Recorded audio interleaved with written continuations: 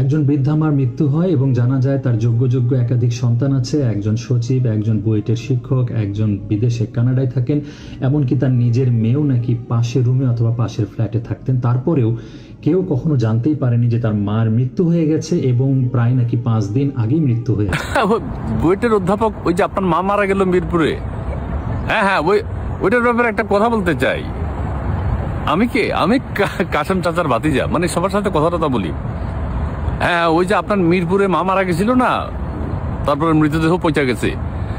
হ্যাঁ হ্যাঁ, ওইটা নিয়ে প্রথম আলোতে আপনার একটা সাক্ষাৎকার দেখলাম, পড়লাম আর কি। আসসালামু আলাইকুম।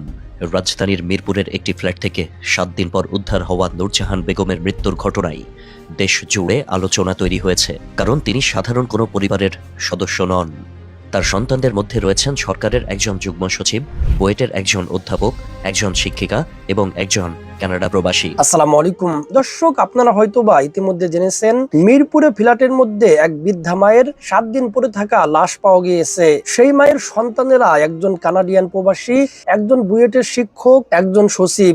দর্শক, এই বৃদ্ধা মায়ের মৃত্যু নিয়ে এবার বের হয়ে এসেছে চাঞ্চল্যকর তথ্য, যা জানলে আপনারা অবাক হতে বাধ্য হবেন। দর্শক, আজকের এই ভিডিওটি সম্পূর্ণ দেখার জন্য সকলের কাছে বিনীতভাবে অনুরোধ রইল। তো দর্শক, চলুন বিস্তারিত দেখে আসি। হ্যালো হ্যালো, আসসালামু আলাইকুম। জি জি, এটা কি বুয়েট? ও, আপনি বুয়েটের অধ্যাপক, ওই যে আপনার মা মারা গেল মিরপুরে, হ্যাঁ হ্যাঁ, ওইটার ব্যাপারে একটা কথা বলতে চাই। আমি কাসেম চাচার ভাতিজা, মানে সবার সাথে কথা বলি। হ্যাঁ, ওই যে আপনার মিরপুরে মা মারা গেছিল না, তারপরে মৃতদেহ পৌঁছে গেছে। হ্যাঁ হ্যাঁ, ওইটা নিয়ে প্রথম আলোতে আপনার একটা সাক্ষাৎকার দেখলাম, পড়লাম আর কি। হ্যাঁ, না, ওইটার ব্যাপারে আমি কিছু কথা বলি, মানে আপনার সাক্ষাৎকার দেখিয়া দেশের মানুষ হতাশ হয়েছে। না, হতাশা এক একজন তো এক কথা কইবই। আপনি নাকি ঈদের দিন, আপনি বলছেন না ঈদের দিন আপনি আপনার মারা দেখতে গেছেন, তো আপনার মা তো ঈদের আগেই মারা গেছে। না না না, গেছিলেন না? আচ্ছা, তো যদি যাইয়া থাকেন, আপনি ওই মায়ের রুমে গেছিলেন, কক্ষে? তো কক্ষে দেখেন নাই উনি কিভাবে আছে, কি ময়লা আবর্জনার মধ্যে আছে দেখ। না, আপনি একটা বিশ্ববিদ্যালয়ের শিক্ষক, জি, বুয়েটের মতো বিশ্ববিদ্যালয়ের শিক্ষক। আপনার সত্য কথা বলতে হবে তো, আপনি ছাত্রছাত্রীদের কি পড়ান? না, কিছু মনে করেন না, কিছু মানে এই কথাগুলো বলতে বাধ্য হচ্ছি, মানে জনগণের মধ্যে একটা চাপা ক্ষোভ দেখা দিছে যে আচ্ছা, পড়ালেখা যারা করে নাই এরা হয়তো বাবা যত্ন নেয় না, কিন্তু আপনারা তো ওই পাঠ্যপুস্তক পড়ছেন না, এটা তো পড়া কি শিখছেন তাইলে? না, মানে আমি আজকে কইতে আর আপনাদেরকে এগুলা। আপনার ওই যে যুগ্ম সচিব বাইরে ফোন করছিলাম, উনি রিসিভ করেন নাই। হ্যাঁ, আর যে কানাডা যিনি আছেন আপনার ভাই আরেকজন, ওনারও অনেক চেষ্টা করছি, পাই না। শেষমেশ আপনি বুয়েটের থেকে আপনার টেলিফোন নিয়েছি। না, কি কইছেন আপনি মারে বলে দেখতে যান, 2013 সালে গেছেন, 14 সালে, এগুলো তো আমরা শুনতে চাই না। মানে আপনার মা, তো আপনার মা অসুস্থ, এটা আপনি কইছেন আপনার মা অসুস্থ, তো ওনারা হাসপাতালে ভর্তি করার নাই কেন? তো হাসপাতালে আপনারা যাইতেন না, ঠিক আছে, দরকার নাই, মার কাছে যাওয়ার দরকার নাই, কিন্তু হাসপাতালে তো নার্স টার্সরা দেখতো, তাই না? একটা চিকিৎসা হইতো, চিকিৎসা হইলে ওনার স্বাভাবিক মৃত্যু হইতো। তো এখন একটা সত্য কথা জবাব দিবেন। এখন আপনারা একটা কথা কই, এই যে আপনার মা মারা গেল, 7-8 দিন হয়ে গেল, তো 7-8 দিনের মধ্যে আপনারা কেউ ফোন টোন করার নাই, মার খবর নেন নাই, বাসায় জানো নাই, আপনার বোনও যায় নাই, তো এটা কেমন আপনারা? না, আমার কথা কিছু না, আমি নিজের থেকে কইতেছি না, এগুলো হইলো মানুষের কথা, যে এরা কি করলো। এটা যুগ্ম সচিব, আপনি বুয়েটের প্রফেসর, আপনার ভাই কানাডা থাকে, তো এটার কোনো মানে আছে নাকি? মা মরে গেছে না খাইয়া চিকিৎসা ছাড়া? না, আপনারা স্কিপ করার কোনো সুযোগ নেই। ওই যে আপনার বোনের আমরা দেখছি, আপনার বোনও তো প্রায় অসুস্থ, তো বোনের ট্রিটমেন্টও তো করান না। হ্যাঁ, কি বোন মারে দেখাশোনা করতো আপনার বোন? তো আরে, লোকজন তো কইছে আপনার বোনও অসুস্থ। হ্যাঁ, আপনার একটা আপনি হাসা কথা কইবেন না, কথা বলতে চাচ্ছেন না, কিছু কথা তো দেশবাসীর পক্ষ থেকে আপনারা কইতেই হইব, যেহেতু আপনার ওনার সন্তান। আপনি যে মিরপুরে বাসায় গেলেন আপনার মারে দেখতে, আপনি রান্নাঘরটা দেখছেন নি, ওনার বেডরুমে গেছেন নি? না, আমি একটু জোরে, এত জোরে জোরে কথা কম না, এটা কেমন কথা হইলো? এটা কোনো একটা সাধারণ মানুষের মা না। আপনারা বললে পুঁথিগত বিদ্যা অর্জন করছেন। হ্যাঁ, বুয়েটে তো আপনার বিরুদ্ধে আন্দোলন নেবেন, সরকারও একটা ব্যবস্থা নেবে। বিরক্ত না মানে প্রথম আলোতে আপনি এই কথাগুলো কেমনে কইলেন? আপনি ঈদের দিন মারা দেখতে গেছেন, তো এটা তো আপনার আরো অপরাধ করছেন। আপনি মারা দেখতে গেছেন, আপনি মার রুমে ঢুকছেন নি, তো ঢুকলে আপনি কোনো ব্যবস্থা নিলেন না কেন এতদিন? আগের এরকম ময়লা আবর্জনার মধ্যে ওরে ইয়েও তো থাকে না, পোকামাকড়ও তো থাকে না। পোকামাকড় এরকম ময়লা আবর্জনার মধ্যে এগুলো তো মরাও যায় না। কারণ হ্যাঁ, আমার কথাটা বুঝার চেষ্টা করুন। ময়লা আবর্জনা হলো পোকামাকড়ের আবাসস্থল। পোকামাকড়ের জন্য এটা কোনো অসুবিধা নেই, কিন্তু মানুষের তো ওখানে ময়লা আবর্জনার মধ্যে বাস করতে পারে না। আপনি এটা বুঝেন না কেন? হ্যাঁ, পোকামাকড়ের স্বর্গ হইলো ময়লা আবর্জনা, এটা হতে জন্য কোনো বিষয় না। কিন্তু আপনার না এখন বুয়েটা আপনি আর মনে ঢুকতে পারবেন না। ছাত্রছাত্রীদের সামনে মুখ দেখাইবেন কিভাবে? যুগ্ম সচিব, আপনার ভাই যুগ্ম সচিব, শুনতে তো লজ্জা লাগে। সরকারেরও তো বিপদ হয়ে গেছে, অফিস করবেন রাখবেন না। মানে মানুষের আপনারা কি বুঝাইবেন? আমি আপনাদের তো মুখ দেখানোর কোনো রাস্তা নাই। কোনো আপনার বন্ধু আর টেলিফোন ধরে না, সাংবাদিক। আপনিও প্রথমে অ্যাভয়েড করছেন, পর বাধ্য হয়ে যে কথাগুলো কইছেন সব তো মিথ্যা কথা কইছেন। দেশবাসী মানে আপনার কি ভবিষ্যৎ আমি জানি না। দেশের মানুষ চায় আপনাদের যেন একটা শিক্ষা হয়, একটা তো শিক্ষা। এগুলো কোনো দৃষ্টান্ত নাকি? এটা কি করলেন? মানে এদেশের মানুষ কইতেছে আপনারা যা কইছেন পুরা কথাটা মিথ্যা কইছেন। মারা দেখছে, মার রুম এরকম কেন, এত ময়লা আবর্জনা কেন? এগুলার জবাব আপনাদেরকে দিতে হবে। আপনারা বিপদে পড়ছেন, এখন ঠিক গেছেন। এটা বিপদে পড়ছেন না, হাতে ধরে আপনারা মার বিরুদ্ধে, মাকে নেগলেক্ট করেছেন আপনারা। দেখাশোনা দূরের কথা, না খাইয়া অভাবে কষ্টে আপনি বলছেন গড়ি দিয়ে আইছেন। আর উনি গড়ি দিয়ে কি করবো? আপনারা সারাক্ষণ ওনার সামনে বসে থাকবেন বা ওনারা হসপিটালে ভর্তি করাবেন, ডাক্তাররা দেখবো। যাক, ঠিক আছে। হ্যাঁ, কাশন চাচা কইছে আপনাকে একজনের সাথে যেন আমি কথা বলি। আপনার যুগ্ম সচিব বাইরে কানাডার ওই লোকের ফোন নাম্বার জানি না, আপনারটা বুয়েট থেকে নিলাম না। এগুলার ভবিষ্যতে কইলেন না। আপনার বোনটারও একটা চিকিৎসা করান, বোনটারও চিকিৎসা করান, নিজেদেরও মাথা চিকিৎসা করান। আপনাদের মাথাও নষ্ট। জি জি, আসসালামু আলাইকুম। বুয়েটের শিক্ষক হইলে মানে বুয়েটের শিক্ষকের মতো হইতে হইব, যুগ্ম সচিব হইলে যুগ্ম সচিবের মতো হইতে হইব, যাতে আপনাদের কথা শুনে সেই শিক্ষা অর্জন করতে হইব। আচ্ছা জি, না আমি একটু জোরে কথা কইছি, এটা কিছু মনে করেন না, এর বাধ্য হয়েছি। জি জি জি, আসসালামু আলাইকুম। আসসালামু আলাইকুম।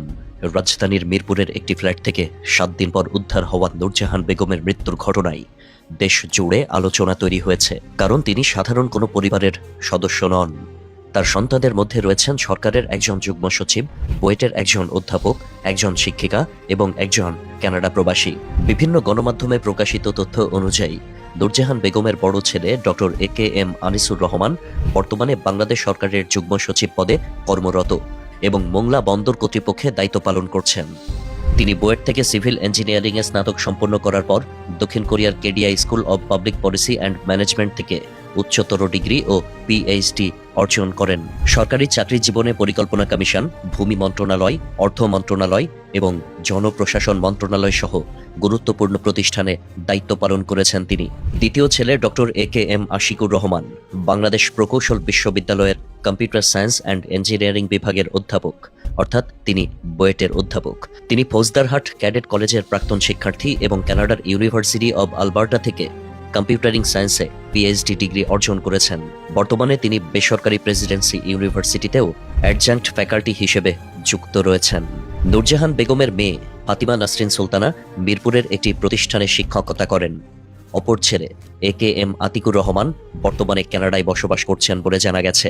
এত উচ্চশিক্ষিত ও প্রতিষ্ঠিত সন্তানদের মা নূরজাহান বেগমকে মিরপুরের একটি ফ্ল্যাট থেকে মৃত্যুর প্রায় 7 দিন পর উদ্ধার করা হয়েছে।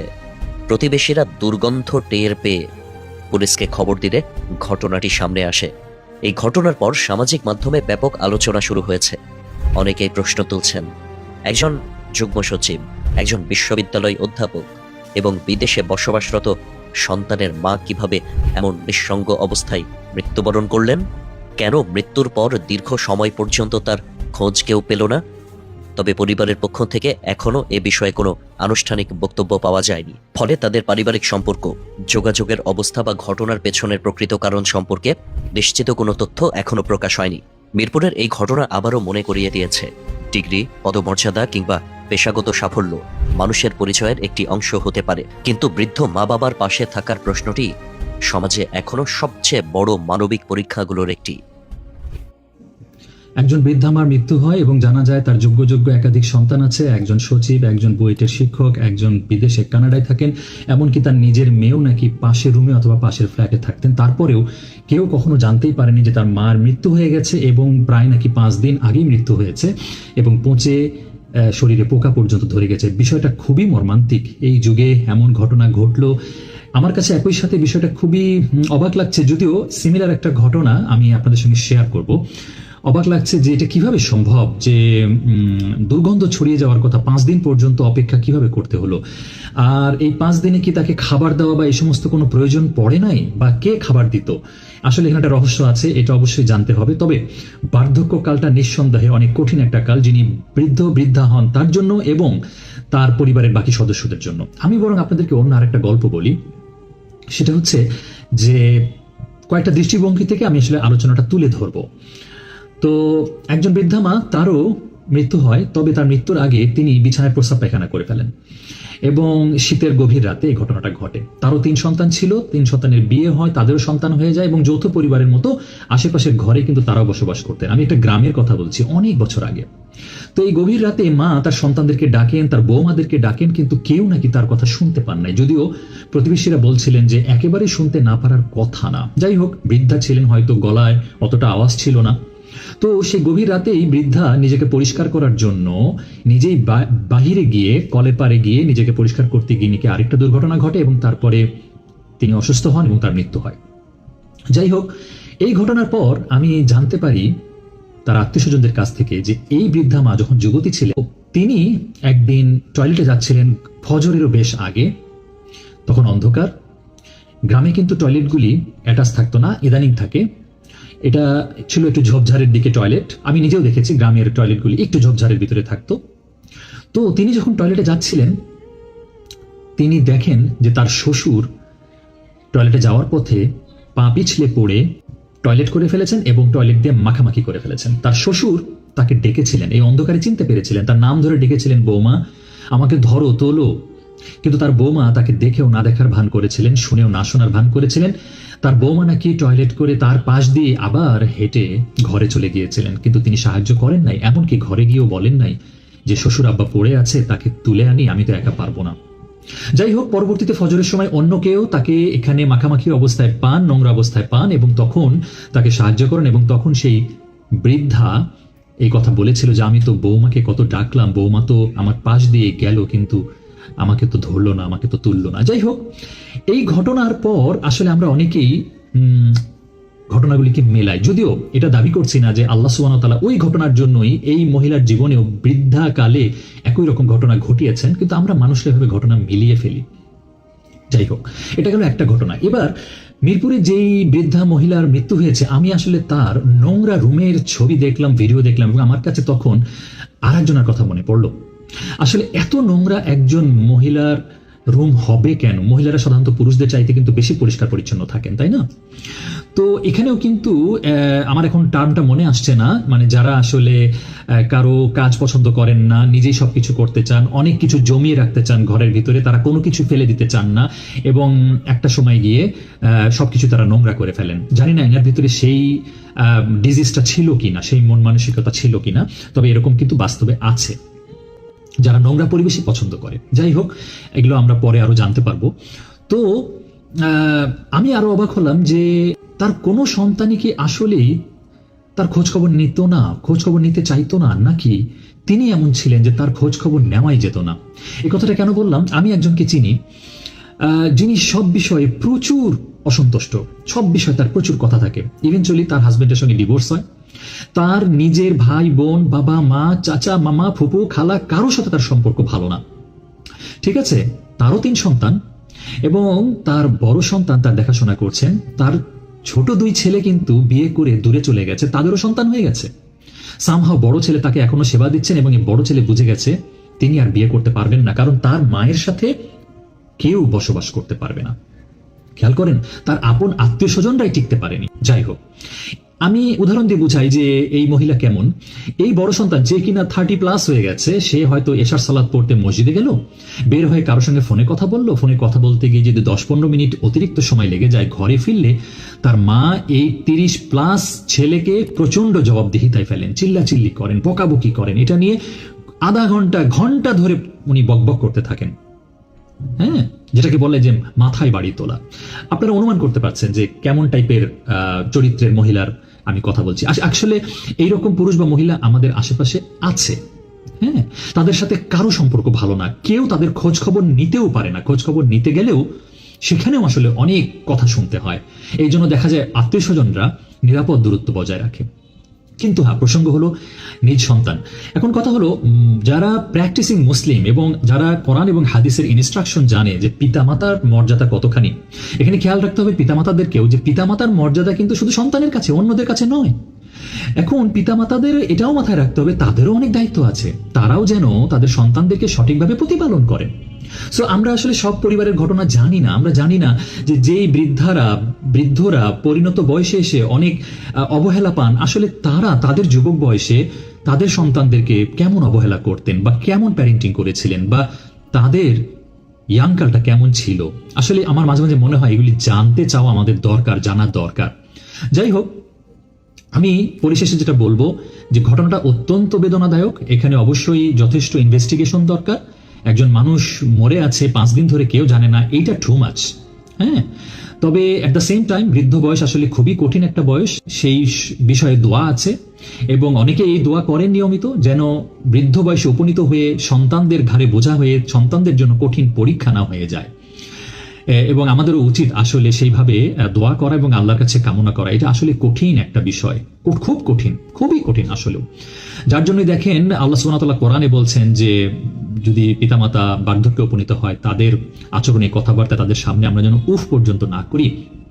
এবং এটা একটা কঠিন কাজ। আল্লাহ সুবহানাহু ওয়া তাআলা আমাদের প্রতিটি সন্তানকে এমন পরিস্থিতির যেন সম্মুখীন না করান এবং প্রতিটি পিতামাতাকে যেন এমনভাবে সন্তানদেরকে গড়ে তোলার তৌফিক দান করেন যেন সন্তান এবং পিতামাতা উভয়ের দায়িত্ব যেন এমনভাবে পালন করে শেষ বিচার দিবসে যেন তারা হাসতে হাসতে জান্নাতে প্রবেশ করতে পারে। আজ আমি এতটুকুই বললাম, জাস্ট কিছু ঘটনা শেয়ার করলাম। আমি নির্দিষ্ট করে যেই বৃদ্ধা মহিলা মৃত্যু হয়েছে তার ব্যাপারে বা তার সন্তানদের ব্যাপারে আমি কোনো কথা বলছি না, তবে সিমিলার ঘটনা আমার যেটা জানা আছে সেটা শেয়ার করলাম। এবং আমরা আমাদের দায়িত্বগুলো যেন খেয়াল রাখি, এখানে ভুলে গেলে চলবে না। শেষ বিচার দিবসে আল্লাহ ন্যায় বিচার করবেন। হ্যাঁ, এই দুনিয়াতেই আমাদেরকে যার যার দায়িত্ব সঠিকভাবে পালন করতে হবে। আল্লাহ সুবহানাহু ওয়া তাআলা আমাদেরকে আমাদের দায়িত্ব পালনের তৌফিক দান। সম্মানিত দর্শক শ্রোতা, আশা করি সম্পূর্ণ ভিডিওটি দেখেছেন এবং সবকিছু বুঝতে পেরেছেন। দর্শক, এই মা সন্তানদের লেখাপড়া শিখিয়েছে, কিন্তু সন্তানেরা মানুষের মতো মানুষ হতে পারেনি। সন্তানেরা হয়েছে এক একটা জানোয়ার। সন্তানেরা যদি সত্যিকারের মানুষই হতে পারতো, তাহলে কখনোই মায়ের সাথে এরকম আচরণ করতে পারতো না। মায়ের খোঁজ খবর অবশ্যই সন্তানেরা রাখতো। এজন্য পাঠ্য বইয়ের শিক্ষার চেয়ে মনুষ্যত্বর শিক্ষা আগে দরকার। যদি আপনি সত্যিকারের শিক্ষা অর্জন করতে পারেন, তাহলে আপনার পাঠ্য বইয়ের শিক্ষা না থাকলেও আপনি মায়ের সাথে খারাপ আচরণ করবেন না। আল্লাহ সুবহানাহু ওয়া তাআলা যেন আমাদের সকলকে মা বাবার সাথে ভালো আচরণ করার, ভালো ব্যবহার করার তৌফিক ইনাত করেন। আমিন আমিন। মা বাবার খেদমত করার তৌফিক ইনাত করেন। আমিন আমিন। তো দর্শক, আজকের এই ভিডিওটি এ পর্যন্তই। আজকের এই ভিডিও নিয়ে আপনাদের মন্তব্য কি? আপনাদের মূল্যবান মন্তব্য অবশ্যই কমেন্ট সেকশনে জানিয়ে দিবেন। তো আজকের এই ভিডিওটি এ পর্যন্তই। আজকের এই ভিডিওটি ভালো লাগলে লাইক এবং শেয়ার করে দিয়েন। আর হ্যাঁ, নিত্য নতুন আপডেট ভিডিও পেতে চ্যানেলটি সাবস্ক্রাইব করতে ভুলবেন না। দেখা হবে নতুন ভিডিওতে। ততক্ষণ ভালো থাকুন, সুস্থ থাকুন, এই দোয়া রইল। আসসালামু আলাইকুম ওয়া রাহমাতুল্লাহ।